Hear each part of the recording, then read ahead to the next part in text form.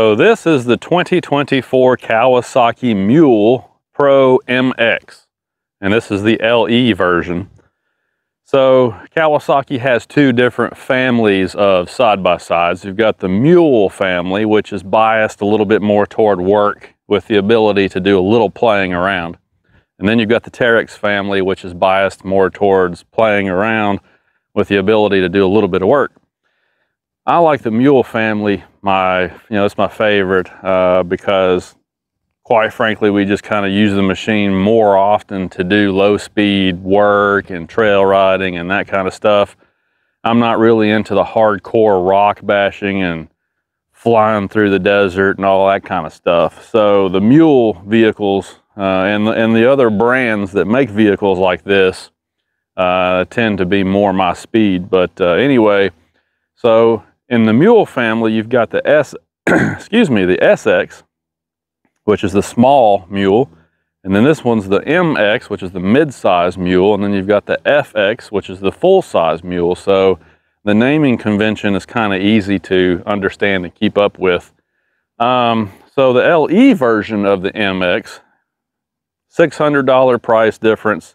What do you get? Well, you get a different color. This is the deep blue. You get alloy wheels, but they're the same size as the base model wheels. The tires are the same tires that you have on the base model. So there's no upgrade there. It's just a different looking wheel. And you do get the plastic roof. Now, if you get the base model Mule MX, you can buy this plastic roof for about 200 bucks. So I almost went that way because, to be honest, I don't really care about the wheels. Usually the kind of trail riding that we do ends up beating up the wheels anyway. So if you tear up an alloy wheel like this, it's really hard to fix it. If you've got a steel wheel, you can just sand it down and paint it. No big deal. So in my opinion, the LE is really not worth it. But having said all of that, got the LE model anyway, just because I really like this blue color. I think it's pretty good looking color. So I want to talk a little bit about the Mule. I've got to spend just a little bit of time with this machine, and I just want to give you a few thoughts and a few things I've noticed already. So let's start off with the cons, and some of this is not necessarily things that you would say are wrong with the machine. Some of it is just, build quality or dealer setup or whatever the case might be. Some of it may have to do with build quality. So anyway, we'll get into it here. The first thing that I noticed with this machine, by the way, it's brand new. It had 3 miles on the odometer when I brought it home yesterday. Now it's showing 4 miles, so it's brand new. It hasn't been ridden really at all. I don't know where the 3 miles came from. Maybe test rides, I don't know. But anyway, it's a brand new machine. When I brought it home yesterday, just looking at the machine, you could tell that the alignment was way off. So I got the tape measure out and did some really precise measurements, and it was towed in really bad. I mean, really bad, like 2 or 3 inches.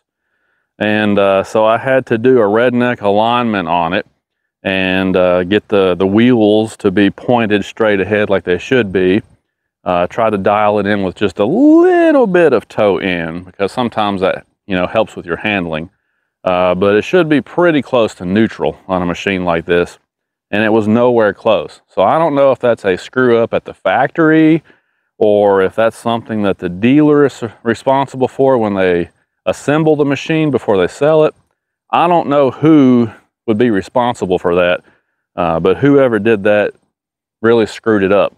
And to make matters worse, they also had the steering wheel out of alignment. So the steering wheel was like this when I was going straight. So it took a while to get all of that lined out, but if you take precise measurements and do some trial and error, you can fiddle around with those tie rod adjustments and get that dialed back in where it's supposed to be. It's just unfortunate that I had to do that on a brand new machine, right? So the tires that come on the Mule MX are 25 8/12s in the front and 25 10/12s in the rear. These are Duro Frontier tires. I actually like the tread pattern on there. The tread pattern looks good. I think it's something that would dig pretty hard but still give you decent road manners. So I like the tread pattern. The problem that I have found with these is that, like most factory tires that they put on these ATVs and UTVs, these things seem to be junk. When I picked up the machine, it already had a couple of low tires, so I brought it home and I set all the tires to 12 PSI last night before I went to bed. Got up this morning and this one was almost flat again.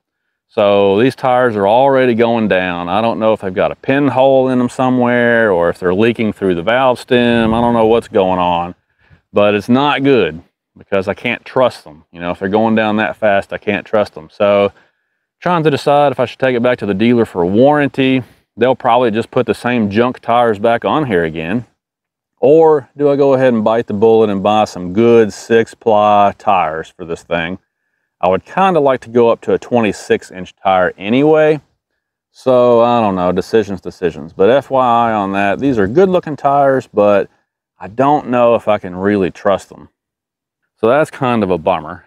And then something else that I noticed, and I'll bring the camera over and show you this a little closer up here in just a second. But the shifter was kind of weird. So like sometimes I'll pull it into reverse and it won't do anything. It'll just, you know, the engine revs, but it doesn't go anywhere. And I don't understand what's going on there, because then I can put it in high and move forward, put it back in low, and then it'll take off and go backward.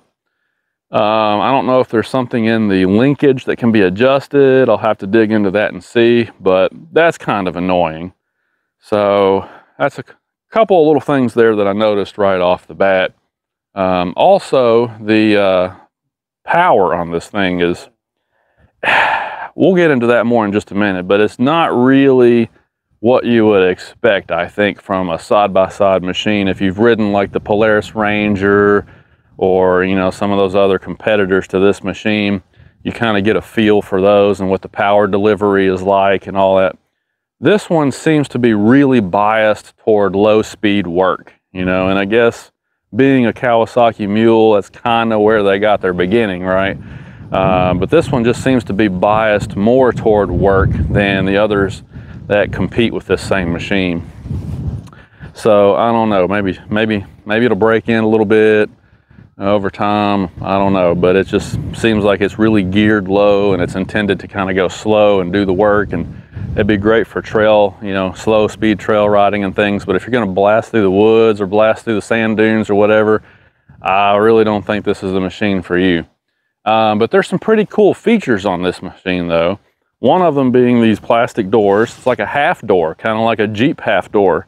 And it's got an automotive style, you know, handle here. So that's really nice because this will actually give you a little bit of protection, not only from mud and things, but also from tree limbs and rocks that might fly up or whatever.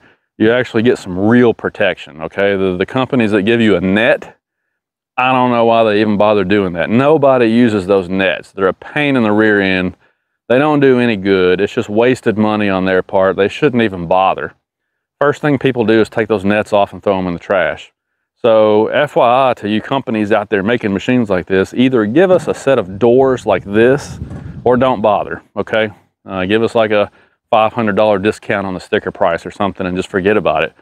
Kawasaki did the right thing by putting some good doors on here, so I do like that a lot. Like I said, the roof comes on the LE model, but you can add this for a couple $100. And some of the other things I want to show you, we're going to have to get a little closer, so let me come get you and bring you over here and I'll show you some cool stuff. All right, so you'll notice that this machine has what some people refer to as a headache rack back here. I guess the purpose of this is that if you've got a load in the bed, it can't shift forward and hit the driver or the passenger. So it's sort of a safety feature, but at the same time, it doubles as a nice accessory mount. So you could put bags or, I don't know, antennas, lights, you know, any kind of accessories that you like to put on your side-by-sides. This is a great spot to mount things too. So it's really handy. Like the other day I took it down. First thing I did with this is I took it down to the end of the road to pick up my trash can. After trash day, that's what the bungee cord's here for. And I just put the trash can up in here and use the bungee cord to, you know, secure it to the rack here. And then the trash can wouldn't fall out of the bed when I'm going down the road. So that's pretty handy. I like that. You'll notice that on the Mule, you got a steel bed floor. You've got steel rails here to attach things to, okay? The floorboards in this machine are diamond plate steel. The inner fender liners on this machine are steel. You'll notice if you start looking around in here, like look at this huge cross member. They use like 3-inch tube steel.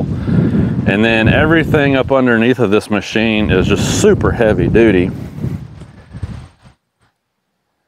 Where a lot of companies are using tube steel, they've got square box steel. Just really heavy duty machine. This thing is built like a little tank. It's small, but it weighs 1,600 pounds because they build these things like tanks. So that's really cool. I like that. The durability is definitely there. When you buy a Kawasaki Mule, you expect to have something that's going to be durable and it's going to last a long time. I just noticed something else I like. See this? That's steel. It's almost like a rock rail. You know, a lot of machines just have plastic down the rocker here, which inevitably gets torn up on rocks and stumps and things off-road. Not this Kawasaki. That's all steel. I'm sure they probably have accessory rock rails that you can add to this to make it even more robust. But I'm really not worried about those getting torn up at all. And if you do scratch that up, all you got to do is sand it and paint it. So, like I said, the durability is definitely there. Well, the way that the bed works on this, you know, most machines have like a lever here that you just operate with your hand and the whole thing dumps, right? Well, on the Kawasaki, it's not that way. You actually have to unlatch that, and then you have to go to the other side, and there's the same thing on the other side that you unlatch, and then you can dump it. Now you do have a strut here that it's like a gas charged strut that helps you to dump it, and more importantly, if you're trying to get this back down, it keeps it from slamming. But anyway, the thing I wanted to show you was that you do have these latches. Now, some people don't like that, but fact of the matter is, it's just a little bit more durable.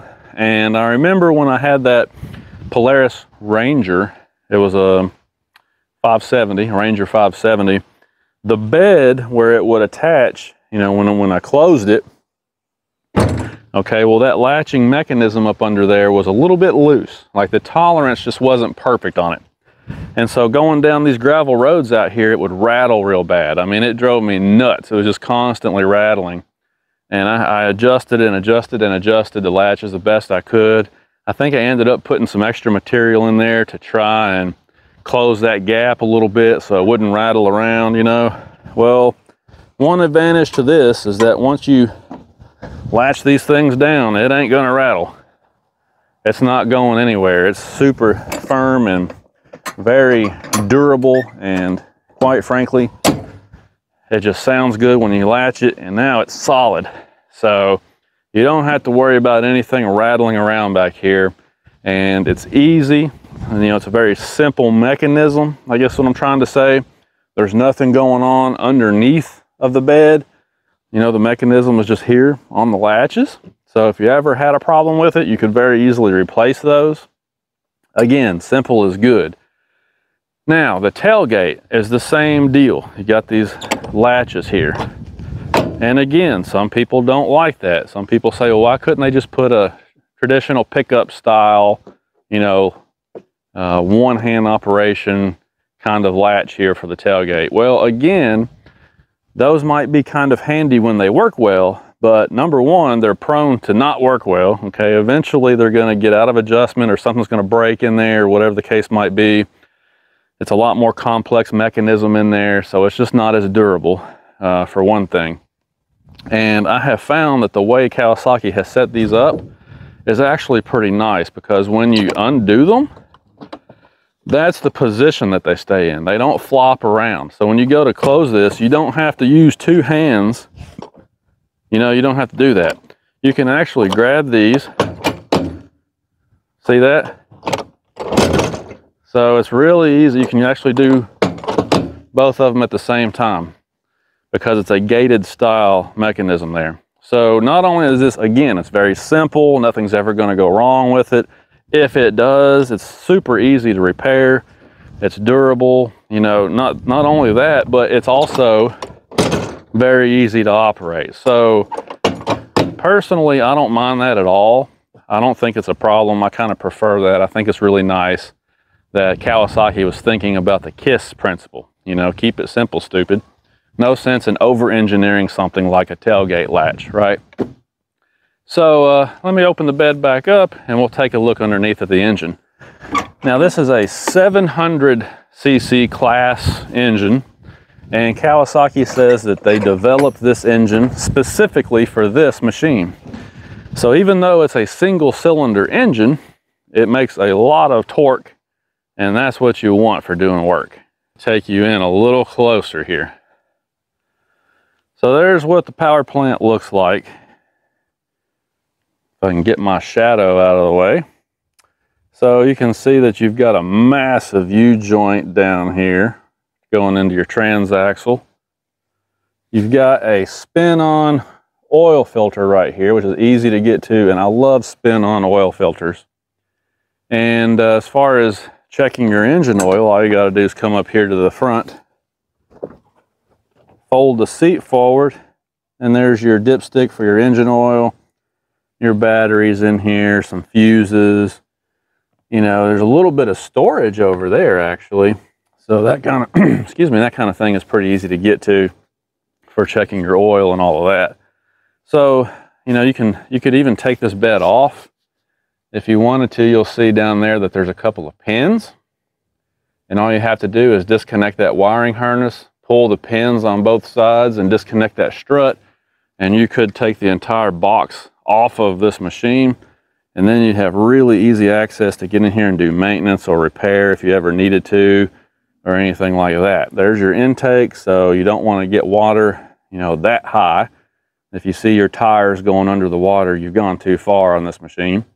I suppose you could rig something up where you could extend that intake on up higher if you really wanted to, but like I said, I don't get into any super hardcore stuff anyway, so I should be fine. But yeah, they've pretty much engineered this to be simple to maintain and work on, durable and all of that.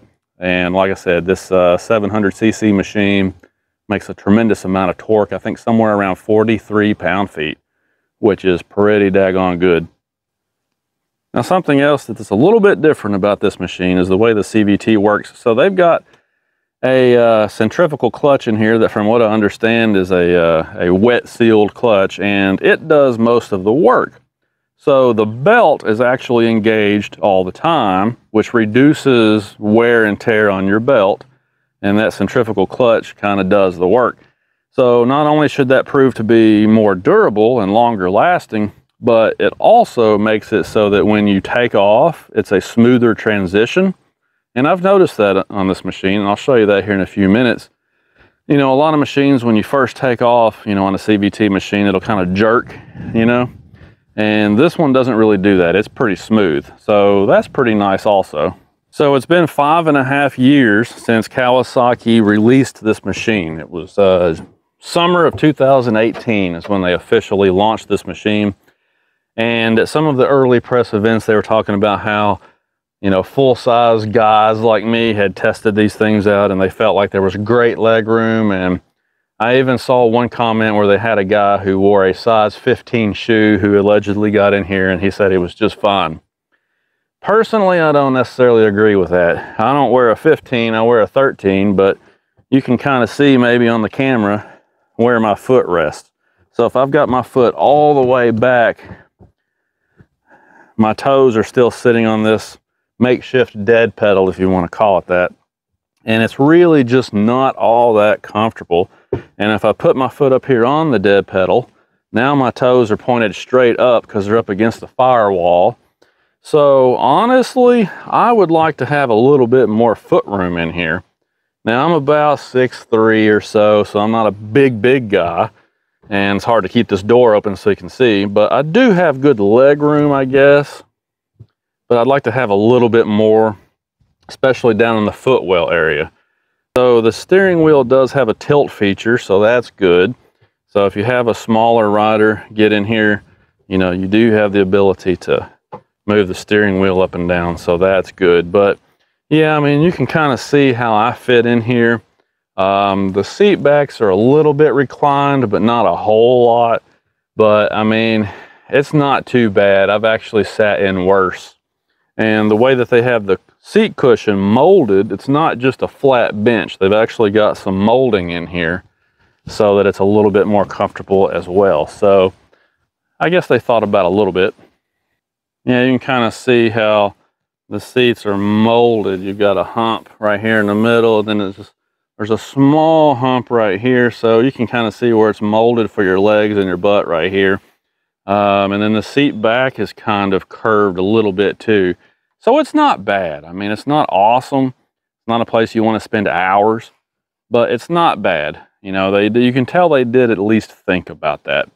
So it's, you know, it's doable. Now, if we hop in here, LE model, of course, like I said, doesn't give you anything extra over the base model. On the interior, you still got your lock and unlock. So some people call this turf mode. If you put it in unlock, then it's just an open rear differential, and you can drive this around your yard without tearing up your grass.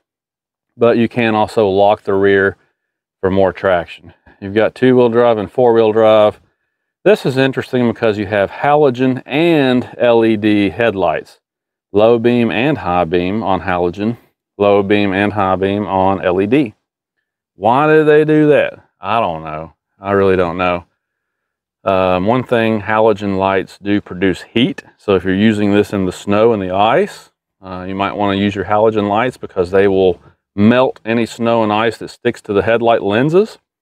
That's a possible benefit. I heard somebody say that they go hunting in this machine and they like the halogen lights because they're not as bright. So they're not as likely to scare away the wildlife. You know, so maybe that's a possibility. Some people like the halogen lights, you know, and then other people like the LEDs because they're wider and they're brighter. So on this machine, you got both. You can use whichever one you want. Very interesting. I don't know of any other machines that do that. That's pretty cool. There's your gauges. You got all kinds of information over there. Two-wheel drive, four-wheel drive, temperature, seatbelt warning light, fuel, you know, miles and hours and all that good stuff. There's a small cubby here for storage. You do have a cup holder on both sides, and the cup holder is big enough to fit one of these big Tervis tumblers. So that's cool. 12-volt power to run accessories. Check this out. You've got a locking glove box. You can use the same key to lock things in here. So if you're out on a long trail system or something riding and you decide to put some things in here, you know, and go take a nap or eat lunch or whatever, walk down the trail a little ways, you can lock this up. And then people can't get in there and steal your things. You've got a little bit of a cubby over there as well. And you've got one over here on this side. So you do have some storage. And I already showed you that you've got a little bit of storage underneath the seat here. This doesn't have like the full length storage tray like some machines do. I feel like they thought that they couldn't fit that in here since it's a mid-size machine, but they did give adequate places to store things, gloves and, you know, whatever the case might be. So it's definitely doable.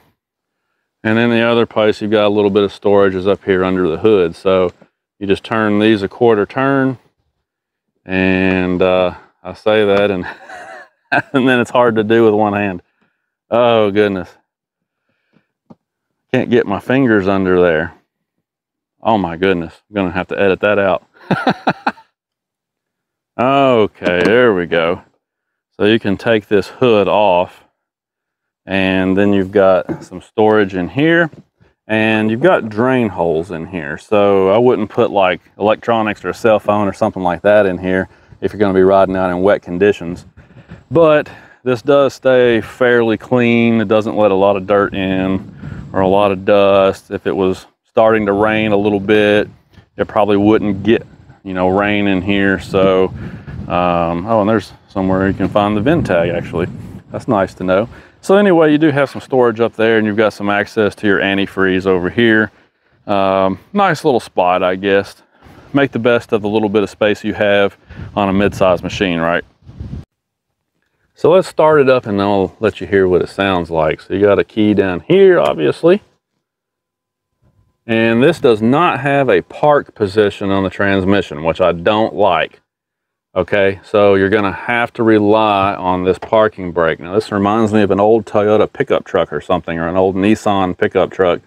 To set it, you just pull out and you hear it click. To unrelease it, you turn it and it'll go back in. All right, so you pull it out to set it, turn it, and it'll go back in. Okay, make sure it's all the way in. So anyway, you got to rely on that because there's no park in the transmission. I don't like that, but you can start it with your foot on the brake in gear. And you know, some people have said that these things are pretty quiet. I think it makes a little bit of noise personally. I mean, I've seen some of the newer machines like the Arctic Cat Prowler Pro, for example, that are super quiet machines. This is not a super quiet machine. It's got a lot of vibration, a lot of noise, especially with this plastic roof on here. It just kind of reverberates everything. But let me see if I can duplicate one other issue here that I talked about earlier, which is if I put it in reverse. Oh, it's doing it. See that? I'm pushing the throttle. There it goes. Finally took off and scared me to death. So I put this thing in reverse and I was pressing on the throttle and it wasn't going anywhere. And that time it finally decided to go ahead and engage and take off and scare me. But earlier today, it wouldn't even take off at all. And then what I would have to do is go back to high and move forward a little bit. Okay, and now it's working. But sometimes when I put it in reverse, it doesn't move. The engine revs, but it doesn't move. Again, I don't know what's up with that. But as far as shifting goes, I mean, you can see it does normally shift pretty easily. You know, it's not real like notchy and rough shifting like some machines are. It does shift pretty smoothly. So I've noticed that in low range, it is limited to 10 miles an hour unless you put your seatbelt on. In high range, you might be able to get 15 out of it, but the point is it's got a limiter on it unless you put your seatbelt on. But here's low range, and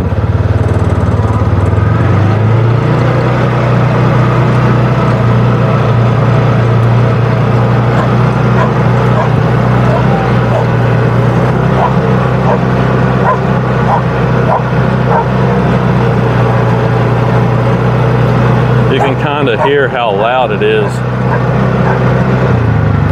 Okay, so you can kind of tell that it's a little bit noisy, but here's something I want to show you. All right, so so we're in high, right? Like we're going to normally ride this thing. So when I touch the throttle, watch how smooth this thing takes off. See that? I mean, there's a very little bit of engagement that you can feel, but it just on and off the throttle. It's just very smooth because of the way they set up that centrifugal clutch. So we're on a hillside here and I can just very lightly take off. See that? Whereas on most machines, there's like this dead zone where you're giving it throttle, you're giving it throttle, you're giving it throttle, then all of a sudden it'll engage and take off and jerk. You know, so the Mule doesn't do that, and I appreciate that about this machine.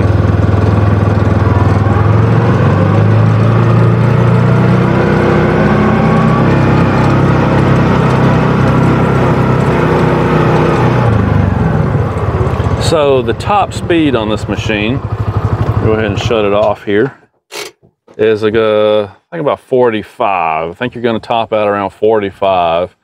And I think that's governed that way. So it's not a matter of power, it's just they've got it governed so that you can't go beyond 45 miles an hour, which in a machine like this, mid-size, kind of biased toward work, soft suspension on it, I don't know that you would really want to go more than 45 miles an hour, you know? So I think they probably do that for safety, but 45 is plenty on a machine like this. I'm going to put this thing to work, but I'm also going to do some playing with it. And what people want to know about this machine and machines like this is, can you play with them? You know, if I buy something like this, can my family and I take it out to like an off-road park and actually enjoy it? That's what people really want to know. So that's what I'm going to be showing you in the next video. Or maybe I'll just append some clips to this video. We'll see. But I've been looking around on YouTube and I don't really see a whole lot of people showing these things in rock gardens or off-camber situations or climbing steep hills or whatever the case might be. You know, they're not really showing you that. So let's do that. Let's take this machine down to the creek where we've got a lot of different terrain, and we'll just see how it stacks up to the last UTV that I had, which was a pure sport side-by-side. All right, sound good? All right, let's do it. All right, well, let's lock the rear and see how this thing does in some more technical terrain. So we'll head down into the creek here and try to avoid tearing up these new wheels.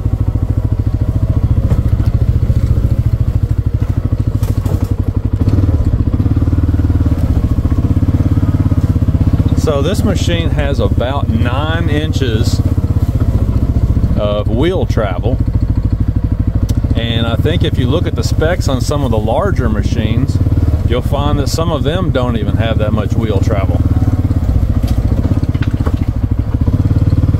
So it's really not all that bad when it comes to articulation and the way it's flexing over these rocks. We're in just a little bit of a rock garden here, and the suspension doesn't feel real bad. I mean, it's not like stiff and beating me up. It's actually fairly compliant.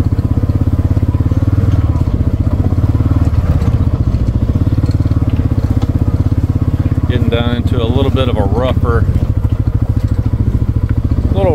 section down here.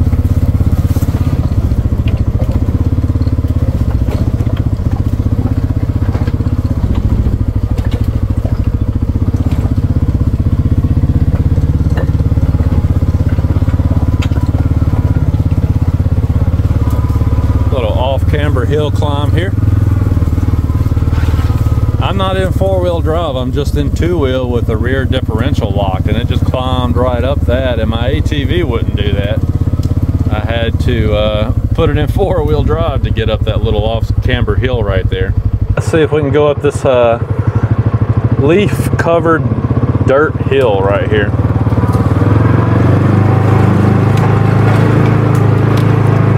And just test the climbing ability of this machine.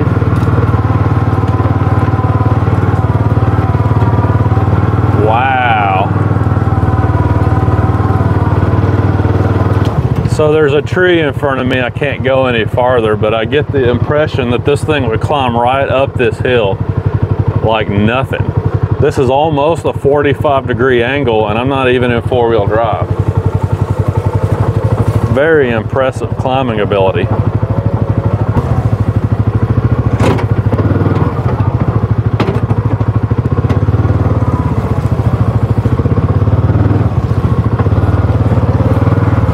All right, so this little section right here has a curve in it and an off-camber little stormwater runoff ditch here. So this will be a good test of articulation for this Mule MX. You can probably see the front tire over here drooping out already.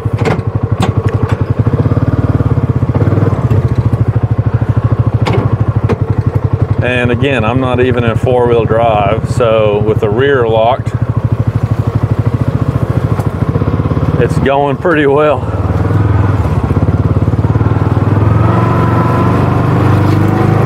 Very nice, very, very nice.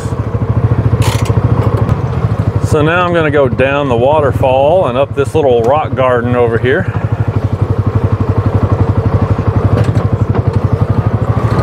And I'll tell you what, this Mule is handling this technical terrain with ease right now.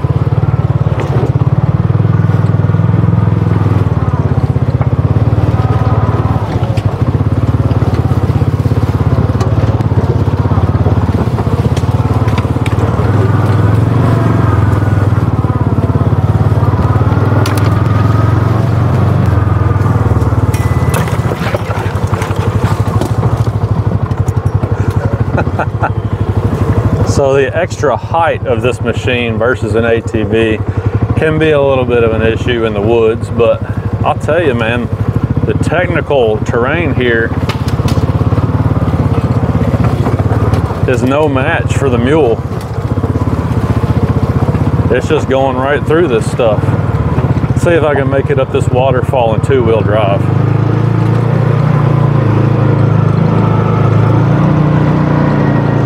Look at that. I just made it up the waterfall in two-wheel drive, and the ATV would not do that. Wow. Very impressive. So this waterfall, not only is it steep and kind of jagged, but it also has moss growing on it, and it's got leaves all over it, so it's very slippery. And I know the camera's not doing the angle justice, but take my word for it, the ATVs won't come up this in two-wheel drive. Got to put them in four-wheel. This thing had to dig a little bit, but it made it. All right, I got to try this waterfall again. Try to go up a steeper part of it this time.